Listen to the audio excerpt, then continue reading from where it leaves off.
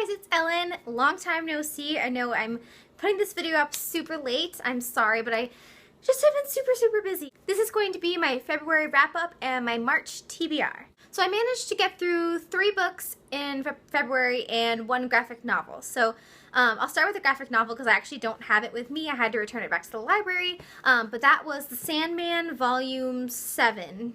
I think it was called Brief Lives. I'll put it in the description box below, the title of it. But I gave this one, I believe, a 4, maybe a 4.5 out of 5 stars. It was really good. It was one of my favorite ones that I've read so far in this series. I just love the character of the Sandman, and there was a lot of him in it. There was a lot of Delirium, that character, and she's just super interesting. And yeah, that one was really good. I enjoyed it a lot. Next up, I read A Great and Terrible Beauty by Libba Bray. This one, for some reason, was just calling to me on my shelf, and I just wanted to go for it. It's been sitting on my shelf for a really long time, so I'm glad that I finally picked it up. I really liked it. I don't know if I'm going to pick up the rest of them. I think I have the second one back at my parents' house, but I'm not sure if I'm going to continue on, because while I did really like this, I thought that it was a little bit slow. The premise is really cool. It's this girl who has the ability to go into the nether realms, these other realms that are sort of like dream realms. And there's this evil force that is existing in the realms. The main character, Gemma, has to decide whether or not she should be going into the realms or she shouldn't be, and there's all these differing opinions. And then she brings this group of friends into the realms, and things get a little bit crazy. And actually, I thought that this was a very similar plot line. I mean, with the setting being quite different, because it takes place in a British boarding school in, I think, the years... Oh, what is the year? I want to say like the 1850s or something. Wow, that could be totally wrong, but it's a long time ago, and it's in a British boarding school, but the plot reminds me a lot of Mean Girls, surprisingly. It's about this girl who comes to this new school from a different country. She originally lived in India, and she is not as wealthy as the rest of the girls, and she's not as sort of uppity and in with the culture, the social scene, and then she gets in with the mean girls because they all accept her, and they become her friends, but she does like them, but she doesn't like them. It's very similar, in my opinion, to that certain plot line of Mean Girls, but again, in a very different setting. Yeah, so I gave this one, I believe, a 4 out of 5 stars, maybe a 3.75, but it was enjoyable. Next up, I read Room by Emma Donohue.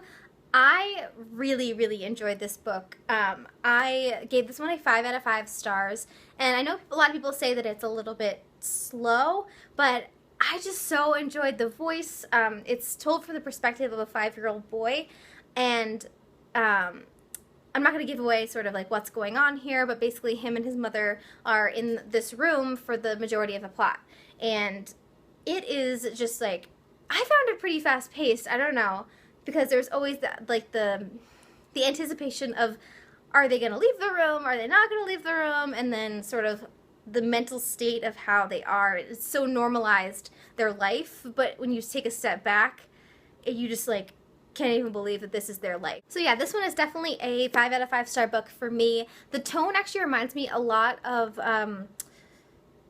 Memoirs of an Imaginary Friend by Matthew Dix, I think his name is. I'll also link that one below, because these ones, the tone is sort of similar to me, kind of told from a young perspective, but I feel like when they're told from a young perspective, it gives you like a cool perspective on how like adult reality is, and I just really enjoyed that part of this book, and yeah, I loved it. This next book I read probably took me the longest out of all these books throughout the month, and that was A Clockwork Orange by Anthony Burgess.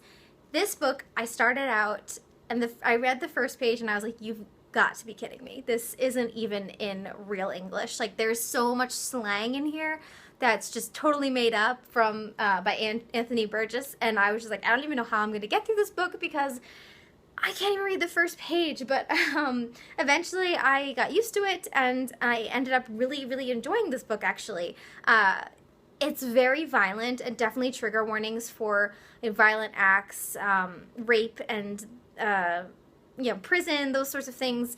Definitely trigger warnings for those, but the whole point of this book is to shine a light on violent acts and sort of our prison system and how we treat prisoners is how I see it. And I just thought it was just so interesting, and the main character frustrated me so much, but at the same time, I just thought this was such a unique and well-written book. And he came up with basically a whole slang language, and by the end of it, I like kind of understood like what the words meant, and so that was just really cool. But yeah, so I think I gave this one actually a 4 out of 5 stars because it's not like my favorite feel-good warm book, but I appreciate the message. Now onto books that I plan on reading in the month of March. I have 2 books that I've already started and I'm loving so far, so it's been a good reading month so far, and I'm hoping to keep it up.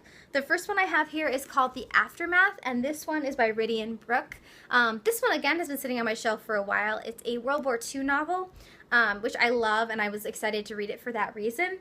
What I didn't know is that this is actually a very unique World War II book. A lot of books were sort of skewed towards Germany and that side of the war. This book is very different than that. It's actually about the British occupation of Germany after Germany has lost the war. And it shines a light on how a lot of these German civilians who were not at all involved, or maybe they were just saving themselves from the police and from being victims during this war, how they're treated after the war and how they're treated like criminals, and they're basically treated like dirt. And I'm not entirely sure exactly what percentage of this is fact and which is fiction, but it still gives me an interesting perspective that I had never really thought about before, like these people who are being completely displaced by the war and whether or not they're guilty or not, and just sort of thinking about that. Yeah, so I've been enjoying this so far. I'm hoping I'm gonna love the ending. The next book that I'm in the middle of is Me Before You by JoJo Moyes. This has been getting so much play on BookTube right now. And I think it's because the movie's coming out soon, but I know this book has been around for a while, and I've had my eye on it for a while, and I think it's been on my shelf for a couple months. I found this one in the thrift store, and I decided to pick it up because of all the hype around it. And I have really been enjoying it. It's about this girl who starts working for this man who is a quadriplegic as his helper. She helps feed him, keep him company during the day, takes him out on little adventures, and I haven't gotten super far in this so far. I'm only, that far in, but I'm guessing there's going to be some sort of relationship blossoming here. I don't know if it's going to be romantic or friendly or what it's going to be, but so far I'm really liking it, and yeah, so I'm really looking forward to finishing this. It's going to be great. I also have, where is it? I believe this is the sequel to it. Yeah, so this is the sequel to this book here, and I got this one as an ARC when I was working at a bookstore, and they were just like giving it away for free, and I was like, I haven't read this yet, but I know I'm going to, and I'm pretty sure I'm going to like it, so I'm going to want to read this after. And this comes out, oh, this one came out a while ago. It came out on September 29th of 2015, so it's been out for a while, but I have the ARC copy, so yeah, I'm pretty stoked about that. So if I finish this month and I'm feeling up to it, then I'll finish this one, but usually I take a break between reading sequels. I don't know why, I just tend to like to mix things up a little bit, so I don't know if this is going to be this month, the next month, or later in the year. Who knows, but I'm glad that I have it because I think I'm going to want to read it eventually. Okay, for the rest of this month, I want to pick 2 books from this little here jar, and that might be ambitious, but oh well, it's ambitious, and I'm excited about it. Okay, so here we go. Here's the first one. Woo! Drum roll. That was lame. Okay, let's see.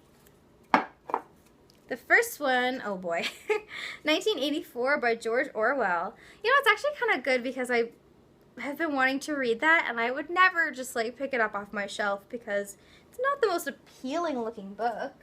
Let me show you. It's like one of these little mass market paperbacks, and the copy I have is like really old and kind of worn, but you know what? I gotta read this.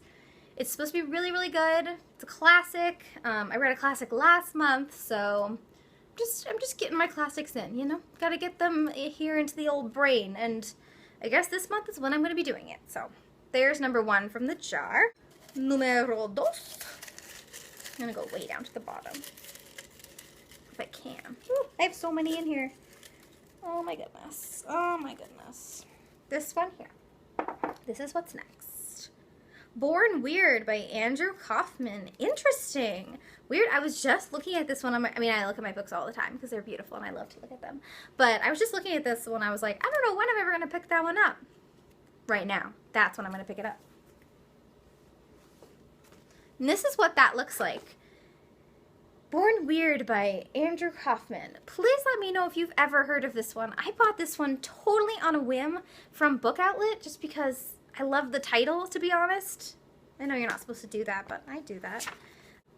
Oh boy. Alright, so what I'm getting from this is that there's a family called the Weirds. They have special powers, and they go on a quest. But it's also contemporary. I have no idea if this is going to be good or not, but I'm actually kind of really excited about it because I haven't heard anything about it, and I'm just going to go in blind and see what I think of it. Yay! Okay, so that is it for my February wrap-up and my March TBR. I know these have been quite a bit smaller than my past ones have been, but I feel pretty good about them because I've had a busy schedule and finding time to read has been a little bit more difficult. Thank you guys so much for watching, and I will see you in my next one. Bye-bye!